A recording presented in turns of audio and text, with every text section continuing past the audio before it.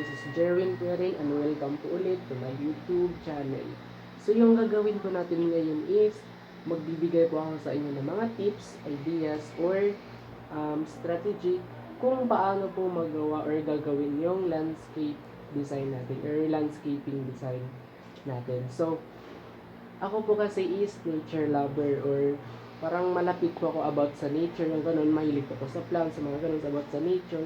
So feel ko po parang madali po sa akin yung paggagawa ng mga landscape. At saka I'm so thankful and grateful po kasi binigyan ako ni Lord ng talent na ganito kasi I felt like unique po kasi yung pag may talent ka ng marunong ka mag-landscape, marunong ka about sa mga ganun sa mga designing.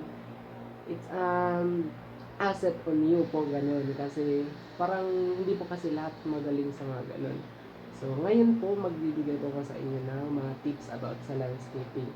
So yung landscaping po kasi is hindi lang yan na porkit magagawa mo siya, matatanim mo yung halaman is okay na yun. So kailangan din natin in every ages of our life, we need to put our creativity, we need to put our yung mga design natin, yung mga ganyan, para naman maganda tingnan. So, sa landscaping po, parang, hindi naman po ako professional, pero alam ko pong these tips po, these ideas, yung magbigay ko pong information sa inyo, is useful po, is alam ko pong magagamit at makatulong po para sa inyo. So, sa pagla-landscape po natin, kailangan po natin of course, ready na yung sarili natin. In good condition ba tayo? Tapos, yung isusuot natin is komportable ba tayo kilos? Yung mga ganun. Tapos, always bear in mind po mga people na pag magla-landscape po tayo is iisipan natin yung mga plants na gamitin natin. Kasi yung mga plants po kasi is may pang outdoor, may pang indoor na landscape. So, once pang outdoor, so dapat mong isipin na magla-landscape ka sa outdoor is yung plants na malakas kakapit ng mga tubig. Yung parang kapit, parang cardo lang siya, yung kakapit sa tubig yung parang kahit hindi mo siya diligan or kahit direct sunlight siya yung halaman mo, hindi siya madaling malanta.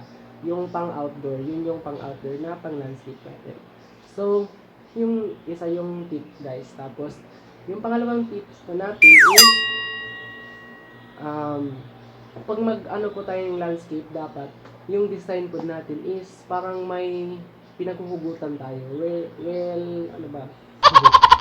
We are inspired to something, mga ganun. So, kasi dati, pangit naman po kasi yung tatawin ka, ba't ganyan yung landscape mo? Ba't ganito yung outcome mo? Ba't ganito yung design mo? Tapos sabihin mo, wala lang. Di ba pangit? Parang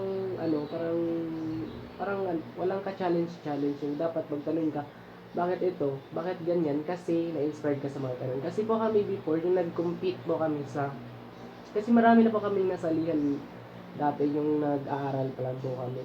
So, school level, division level, regional, at saka national, na ano na po namin yung landscape doon. At saka, we are so grateful po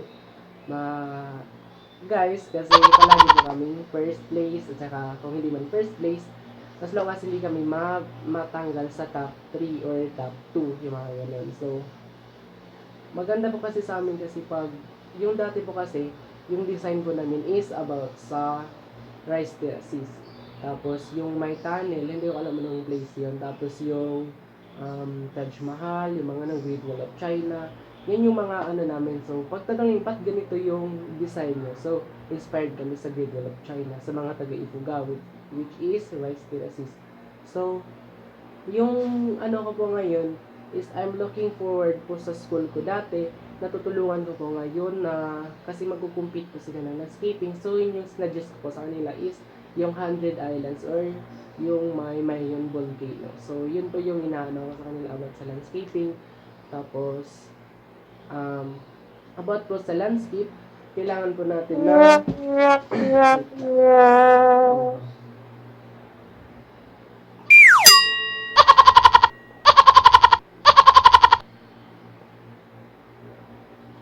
yun.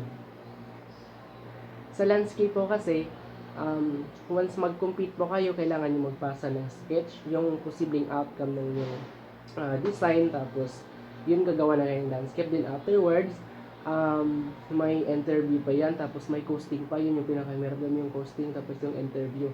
Tsaka nakakatakot pag papasok yung favoritism pa ganun. So, wala namang ganun, although wala namang ganun na encounter namin. So, kaya napapasalamat po kami sa ano. So, ngayon guys, yung papakita ko po sa inyo is mga design ko po dati. So, yung ipa-flash ko po na video sa inyo guys is hindi ko lang po design po ng partner ko, tapos design ng mga kalaban ko dati sa buong NCR, buong Mandaluyong, mga ganun po.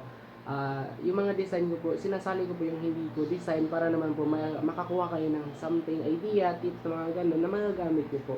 Tapos, yung mga design ko po dito is I put some, yung heart po, heart. Yun po yung mga design ko. Tapos yung hindi ko po design, din I put a star. So, thank you guys and I hope you enjoy this video.